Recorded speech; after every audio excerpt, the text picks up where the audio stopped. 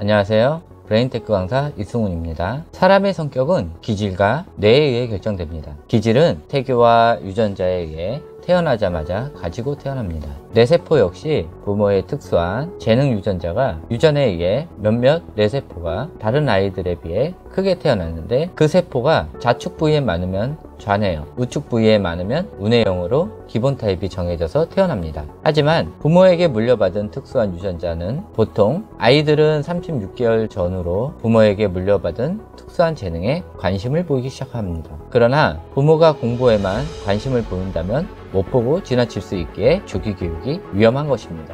어쨌든 36개월부터 아이의 재능 유전자의 뇌세포를 중심으로 아이가 성장하기 시작하는데, 이때부터 부모의 육아 방식에 따라 아이의 뇌의 변화가 일어나고, 양육 스타일이 잘 됐으면 유능하게, 반대로 아이에게 맞지 않는 교육을 강요하거나 학대나 스트레스를 주면 7세 이전에 뇌가 망가져 후천성 지능 저하를 보이게 됩니다.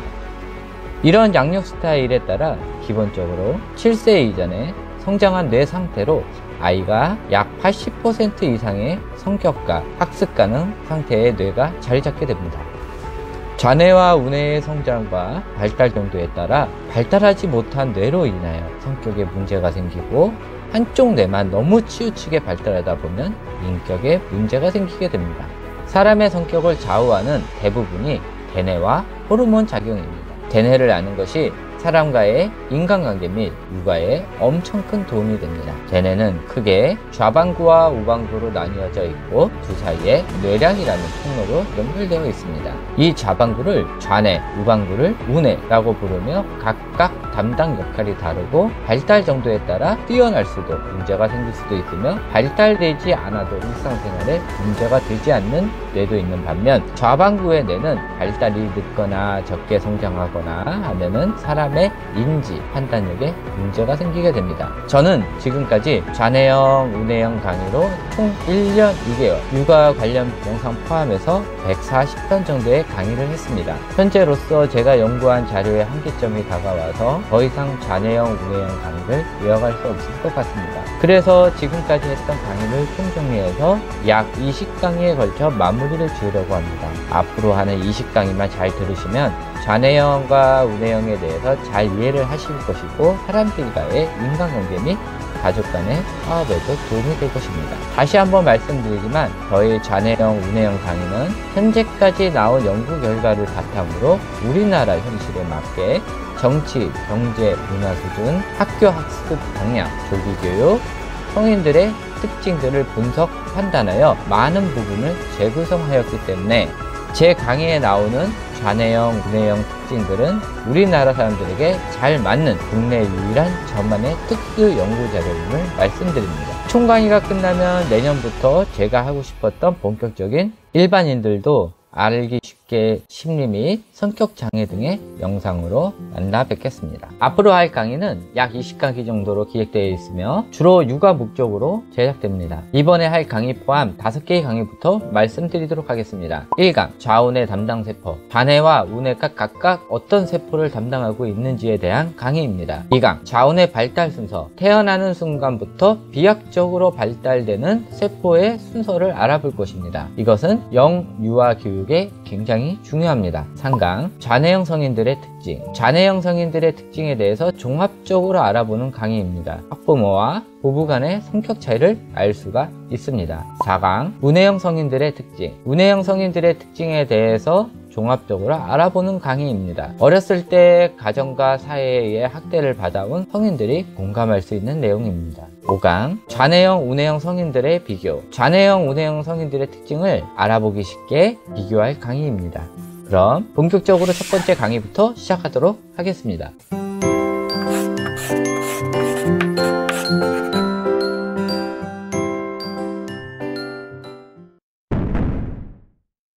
첫 번째 종합 강의 좌우뇌 담당 세포입니다. 지금 보시는 그림은 인터넷에 찾아보면 볼 수 있는 단당세포 그림입니다. 제가 유튜브를 시작하고 아이들에 대한 연구하는 중 몇 개를 더 찾아냈습니다. 새로 발견한 건 아니고 여기 있는 그림에 없는 부분을 개인적으로 찾아냈습니다. 지금 보시는 그림이 제가 찾아낸 것을 추가한 그림입니다. 이것을 토대로 좌뇌와 우뇌가 각자 어떤 것을 담당하고 있는지에 대해 알아보도록 하겠습니다. 이 뇌세포의 설명이 추후에 설명할 좌뇌형, 우뇌형 사람들의 특징에 대한 기본 모티브가 되고, 저도 역시 이 뇌세포 사진으로 좌뇌형, 우뇌형 첫 연구 시작 기점이 되었습니다. 이번 시간은 간략하게 뇌세포의 종류와 중요한 뇌세포의 설명으로 끝마치도록 하고, 다음 강의에 아이들의 성장 과정의 뇌 발달 순서에서 자세히 알아보도록 하겠습니다.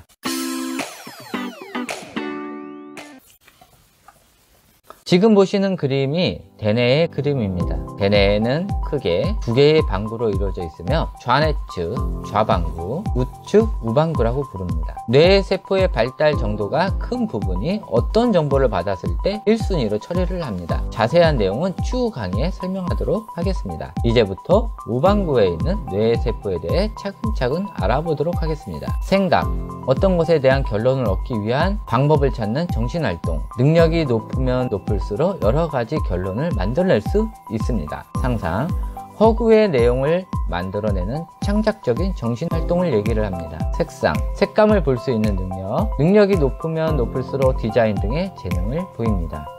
비전, 이론과 많은 경험을 토대로 미래를 예견할 수 있는 능력을 얘기합니다. 사업가들한테 꼭 필요한 능력입니다.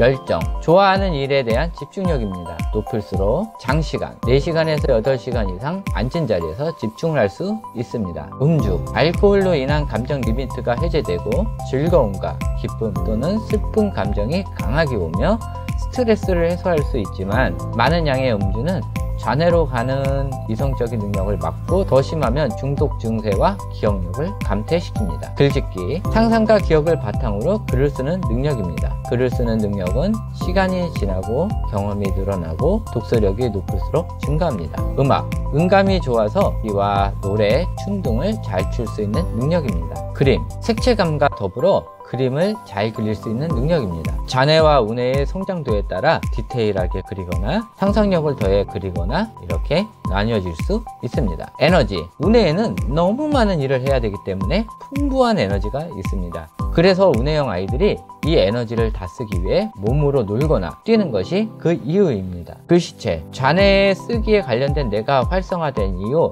약 초등학교 3학년 이후부터 발동이 시작되며, 우뇌의 예술성 부분의 발달 정도에 따라 모방 및 디자인 감각으로 많은 양의 글씨체를 가질 수 있습니다. 그 외에 몇 가지 부분이 있습니다. 모방, 행동이나 행위 등을 눈으로 본 것을 머릿속으로 시뮬레이션을 한 이후 그대로 표출하는 능력입니다. 사람들마다 정도가 다르지만 모방 능력이 강할수록 새로운 것을 배울 때 습득 속도가 기억수록 빠릅니다. 경험 기억, 사람의 기억은 학습 기억과 경험 기억으로 나뉩니다. 보통 우뇌 쪽에서 담당하는 것은 그동안의 경험 기억입니다. 그래서 사고로 인해서 학습 기억이 날아가는 경우도 있고, 그동안 알았던 사람들의 기억이 날아가는 수도 있고, 본인이 생각하기 싫어하는 일부분만 지우는 선택적 기억 상실 등이 있습니다. 사회성, 사람들과 어울리면서 다른 사람들과의 공감대를 형성하면서 사회생활을 해나가는 능력입니다. 우뇌의 발달 정도와 유아 시기, 부모의 육아 스타일, 조기 교육 유무, 타고난 기질 등에 의해 많이 달라집니다. 호기심 실행, 좌뇌에는 호기심이 발동되고 그것을 실행하는 것은 우뇌입니다. 아무리 호기심이 많아도 우뇌가 발달하지 못하면 실질적으로 행동하는데 어려움을 겪습니다. 또 성인이 되면 호기심 많은 반응을 보이는 이런 어린 아이들을 싫어하게 됩니다. 죄책감, 초일부터 좌뇌가 성장하면서 본인의 행동에 대한 판단을 하고 잘잘못을 따질 수 있습니다. 이때부터 잘못된 행동에 대한 죄책감을 갖고 반성하게 됩니다. 사과, 아무리 죄책감을 갖더라도 사과는 자존심과 자존감의 크기 정도에 따라 사람에 따라 할 수도 안 할 수도 있습니다. 좌뇌가 비약적으로 발달한 사람들은 자존심이 강하기 때문에 사과를 거의 안 하고, 우뇌가 많이 발달할수록 잘못을 했을 때 사과를 하는 것은 당연하다고 생각을 하게 됩니다. 그리고 초1부터 초등학교 5학년까지 부모도 잘못했을 때 인정하고 사과하는 것을 아이들 보는 앞에서 해주셔야 아이가 보고 배울 수 있습니다. 이것으로 우뇌에 관련된 세포에 대해서 알아보았습니다.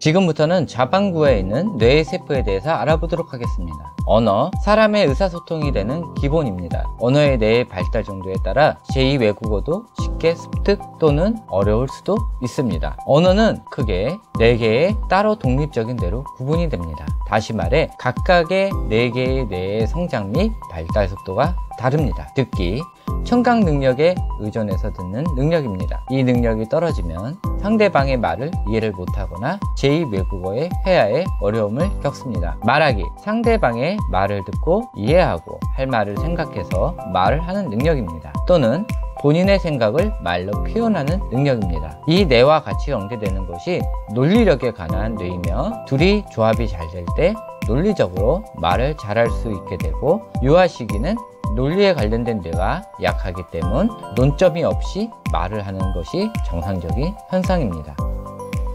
읽기, 문자를 읽는 능력입니다. 이것 또한 발달 정도에 따라 글씨 판독이 약하면 글 읽는데 어려움을 겪고 한글도 늦게 읽을 수 있지만 보통 7세 이후 정상 발동을 합니다.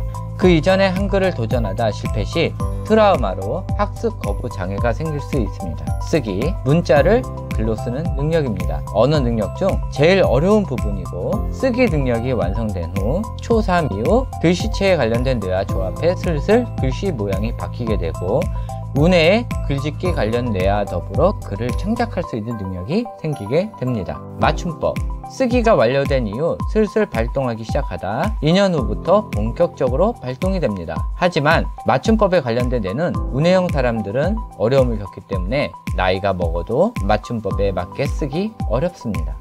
독서, 읽기에 관련된 뇌가 많이 발달한 사람들이 즐겨하는 정보 수집 활동입니다. 논리, 언어 능력이 활성화된 이후 발달하는 뇌로 많은 이론적 지식과 어휘력이 필요합니다. 정리정돈, 우뇌보다 좌뇌 쪽이 많이 발달할수록 정리정돈이 잘 됩니다. 우뇌형 사람들도 노력에 의해 많이 발전될 수 있습니다. 체계적, 일의 순서에 많은 영향을 끼칩니다. 좌뇌가 발달할수록 일을 순차 진행하려 하고 조바심에 성격이 급해집니다. 우뇌가 많이 발달할수록 일을 몰아서 하려고 합니다. 열정, 학습에 대한 집중력입니다. 우뇌의 열정은 본인이 좋아하는 취미나 특기에 대한 집중력인 반면, 좌뇌는 어쩔 수 없이 하기 싫어도 해야 될 학습에 대한 집중력입니다. 보통 학습 집중력은 초등학교 1학년부터 성장하기 시작합니다. 그래서 취학 전 오랜 시간 앉아서 공부하는 유아들은 좌뇌가 일찍 발달돼서 우뇌가 멈출 확률이 늘어납니다. 계획, 일의 순서나 습관 등을 짜고 실천하는 능력입니다. 일의 계획은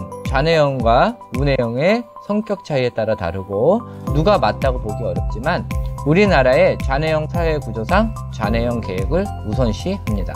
수리, 우리가 보통 얘기하는 수리 지능을 이야기하며 수학이 기본이 됩니다. 어떤 문제가 닥쳤을 때 그 문제를 해결하려고 생각하고 고민하고 계획을 세워 식을 써서 문제를 푸는 그 능력을 얘기하는데, 실질적 성인이 돼서 어떤 문제가 닥쳤을 때 그 문제를 해결하려는 뇌와 같은 작용을 하기에 학년보다 낮아도 사고력 문제를 푸는 것을 추천합니다. 연산, 수학을 할 때 도움을 주는 역할을 하고 실질적 수리 영역과는 관련이 없습니다. 연산을 잘해야 수학을 잘한다는 말은 이론상도 맞지 않고 단순히 상술이고, 실질적인 수학은 식을 쓰는 단계에 끝나기 때문에 연산은 수학을 100점을 맞기 위해 필요한 수단일 뿐입니다. 하지만 연산을 너무 강요하다 보면 사람이 계산적, 이기적이 될 가능성이 많습니다. 화술, 언어 능력의 말하기와 논리력과 많은 정보와 우뇌의 경험적 능력, 공감력 등이 종합적으로 작용을 해서 상대방을 조리 있게 이해시키는 능력입니다. 좌뇌만 너무 발달하면 말이 안 통하고 답답할 수 있고, 우뇌만 너무 발달하면 말에 논점이 없을 수가 있습니다. 작업 진행, 우뇌형과 좌뇌형의 발달 정도에 따라 작업 진행이 달라집니다. 좌뇌형은 세밀 작업부터 차근차근 전체 작업을 하기에 최종으로 어떻게 될지 해봐야 알지만, 우뇌형은 큰 그림부터 시작해서 세밀 작업을 가기에 마지막 디테일한 작업을 어려워할 수 있습니다. 장단점은 있지만 자세한 내용은 좌우뇌형 성인들의 특징에 알아보도록 하겠습니다. 분석, 이거 역시 좌뇌형, 우뇌형 동시에 쓸 수 있으며 좌뇌형은 논리적, 즉 이성적 분석, 우뇌형은 경험적, 즉 직관적 분석을 합니다. 판단, 본인의 행동이나 어떤 이벤트가 발생했을 때 그 상황을 해결하려는 행위이며, 이건 역시 이론적 지식과 경험적 지식이 중요하며 지식의 차이에 따라서 이론적 판단 또는 직관적 판단을 할 수 있습니다. 전략, 앞으로 해야 할 일에 대한 계획 및 처세술입니다. 경험적 지식을 중요시하는 우뇌형 사람들한테 강하게 나타납니다. 호기심, 어떠한 궁금증에 대한 마음가짐으로 궁금증이 생겼을 때 이론을 중요시하는 좌뇌형 사람들은 책이나 영상 자료를 토대로 습득하고 해결하려 하지만, 우뇌형 사람들은 좌뇌에 호기심이 발동되면 해보고 싶은 욕망이 끌어오릅니다. 특히 생각 능력이 높은 사람들은 무조건 해보려 하고 위험한지 알면서도 궁금증을 제어하지 못해 하는 경우가 많습니다.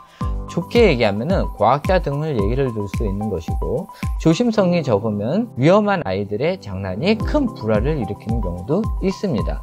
이 호기심에 대한 절제력도 좌뇌에 있는데, 유아 시기는 좌뇌가 발달을 하지 않는 상태고 본능적으로 유아의 뇌 자체가 호기심에 반응하도록 설계되어 경험 지식을 얻도록 되어 있어서 아이들이 새로운 것에 흥미를 갖는 것은 당연한 현상입니다. 단, 초등학교 1학년 이후부터 위험한 것은 부모가 절제하도록 가르치고 하지마 보다는 왜 위험한지에 대한 영상 및 그와 비슷한 실험 등을 통해 이해를 시켜줘야 절제력이 늘어납니다. 이것으로 좌뇌의 세포에 대해서도 알아보았습니다. 다음 강의는 아이가 태어났을 때부터 뇌 발달이 어떤 식으로 이루어지는지, 또는 기본만 유지해도 일상생활에 문제가 되지 않는 뇌세포는 무엇인지에 대해서 알아보도록 하겠습니다.